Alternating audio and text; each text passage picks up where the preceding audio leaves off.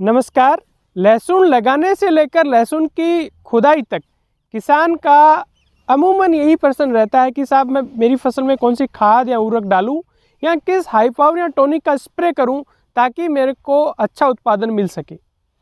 और वास्तव में होता ये है कि सही उत्पाद की जानकारी नहीं होने की वजह से, सही समय पे सही मात्रा में उत्पाद नहीं डालने की वजह से काफ़ी लागत लग जाती है और बहुत अच्छा उत्पादन भी किसान को नहीं मिल पाता है।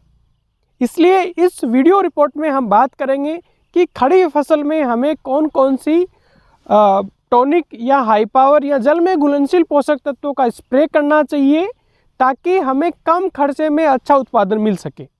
और साथ ही हम ये जानेंगे कि हम इन हाई पावर या जल में घुलनशील पोषक तत्व हैं इनका हम स्प्रे क्यों कर रहे हैं और इसका क्या फ़ायदा होगा। देखिए, सबसे ज़रूरी बात जब हम पत्तियों पे छिड़काव की बात कर रहे हैं उससे पहले मैं ये कहूँगा कि हमें बुआई से पहले डीएपी या SSP, potash, sulphur, zinc, ferrous और बोरोन और यूरिया की 1/3 मात्रा डाल देनी चाहिए। और खड़ी फसल में फर्टिलाइज़र के नाम पर सिर्फ हमें यूरिया देना है, वो भी 30 दिन पे और 45 दिन पे। इन खादों पे मैंने एक अलग से वीडियो बना रखा है, आप उसको देख सकते हैं। जब हम इन खादों को सही समय पर सही मात्रा में देते हैं तो हमें ऊपर से स्प्रे करने की ज़रूरत नहीं होनी चाहिए। लेकिन वर्तमान परिस्थितियों में लहसुन की खड़ी फसल में भी हमें पोषक तत्वों का स्प्रे करने की आवश्यकता महसूस होने लग गई है। वो इसलिए क्योंकि हमारी ज़मीनों का स्वास्थ्य लगातार गिर रहा है, इसमें कार्बनिक पदार्थ की मात्रा कम होती जा रही है। और सबसे बड़ी बात कि लहसुन की फसल का जो पौधा होता है वो छोटा होता है, उसकी जड़ ज़्यादा गहराई पर नहीं जाती है, इसलिए वो बहुत ज़्यादा पोषक तत्व नीचे से नहीं ले पाती है। इसलिए उसको यदि 60 दिन के बाद में खड़ी फसल में पोषक तत्वों का स्प्रे यदि हम करें तो वो उसके लिए ज़्यादा फायदेमंद होगा। तो लहसुन की खड़ी फसल में स्प्रे करने का एक शेड्यूल मैंने आपको दिया है। उसमें आप जब आपकी फसल 60 दिन की होती है तब आप NPK 19-19-19 या NPK 18-18-18 का स्प्रे कर सकते हो 5 ग्राम प्रति लीटर के हिसाब से। और जब आपकी फसल 75 से 90 दिन के आसपास जाती है तब आप उसमें NPK 0-52-34 का स्प्रे कर सकते हो। और जब आपकी फसल करीब 90 से 100 दिन के आसपास होती है तब आप उसमें NPK 0-0-50 का स्प्रे कर सकते हो। हम ये स्प्रे क्यों कर रहे हैं? क्योंकि जब आपकी फसल 60 दिन के आसपास होती है तब वो बढ़वार पर ही होती है। उसको यदि हम नाइट्रोजन, फास्फोरस और पोटास तीनों दे देते हैं तो उसकी वानस्पतिक वृद्धि बढ़ेगी, उसकी जड़ों का विकास होगा और उसमें कीड़ों और बीमारियों से लड़ने की क्षमता उसमें विकसित होगी। और यदि हम NPK 19-19-19 की जगह NPK 18-18-18 दें तो वो ज़्यादा बेहतर है। क्यों? क्योंकि NPK 18-18-18 में 6% के आसपास सल्फर भी होता है जो भी पौधे के लिए ज़रूरी है।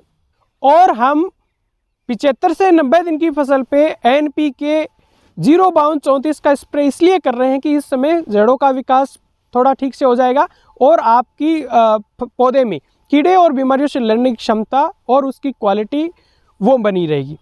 और जब हम लास्ट स्प्रे 100 दिन के आसपास NPK 0-0-50 का कर रहे हैं, यानी उसको इसलिए कर रहे हैं कि उससे आपकी फसल में कीड़े बीमारियों से लड़ने की क्षमता आएगी और आपका जो उत्पाद होगा, आपका जो गांठ होगी वो चमकदार होगी और उसकी क्वालिटी अच्छी होगी।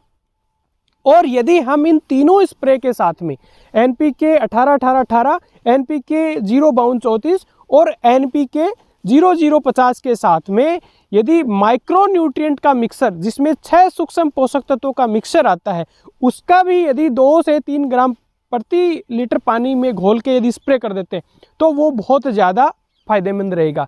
लेकिन आपका जो लास्ट स्प्रे है NPK 0-0-50, इसके अंदर आप बोरोन भी मिला दें 1.5 से 2 ग्राम प्रति लीटर पानी के हिसाब से, बोरोन जो 20% में आता है, तो आपकी लहसुन फटेगा नहीं और उसका जो गांठ होगी वो अच्छी गुणवत्ता की होगी। मैं मेरी बात को यदि सार रूप में कहूँ तो हमें लहसुन की फसल में कार्बनिक खादें देनी चाहिए और उसके बाद में इसमें संतुलित मात्रा में पोषक तत्व देने चाहिए। और जब आपकी फसल कमज़ोर दिख रही है तो 60 दिन के आसपास आपको NPK 18-18-18 5 ग्राम प्रति लीटर के हिसाब से स्प्रे करना चाहिए। उसमें आप सूक्ष्म पोषक तत्वों का मिक्सर भी ऐड कर देते हैं तो वो बहुत बढ़िया है। फिर 75 से 90 दिन के आसपास NPK 52-34 5 ग्राम प्रति लीटर के हिसाब से उसमें भी आप सूक्ष्म पोषक तत्वों का मिक्सर ऐड कर दें। और जब आपकी फसल करीब 90 से 100 दिन की होती है तो आप NPK 0050 का स्प्रे करें, उसमें सूक्ष्म पोषक तत्वों का मिक्सर प्लस बोरोन 20% वाला 1.5 से 2 ग्राम प्रति लीटर के हिसाब से यदि मिला के आप स्प्रे करते हैं तो वो बहुत बेहतरीन है, अच्छे आपको रिजल्ट मिलेंगे।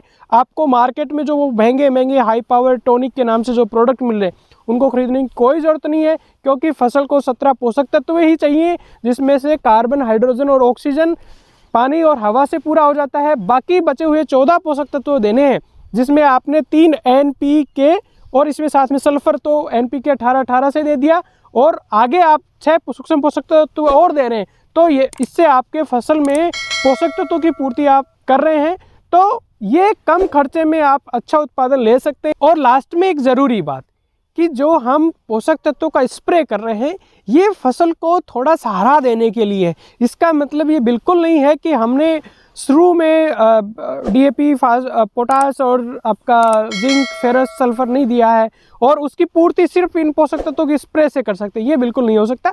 लेकिन ये आपकी फसल को सहारा दे सकते हैं, फसल को थोड़ा और मजबूती दे सकते हैं, उसके अच्छे उत्पादन में ये सहायक हो सकते हैं। लेकिन इससे ये नहीं कि सिर्फ इनके स्प्रे करने से हम एक बहुत अच्छी फसल ले सकते हैं, वो तो हमें संतुलित मात्रा में पोषक तत्व देने होंगे बुआई के समय और खड़ी फसल में, तभी पॉसिबल है। उम्मीद करता हूँ जानकारी आपको अच्छी लगी होगी। फिर मिलेंगे नई जानकारी के साथ। नमस्कार, जय हिंद।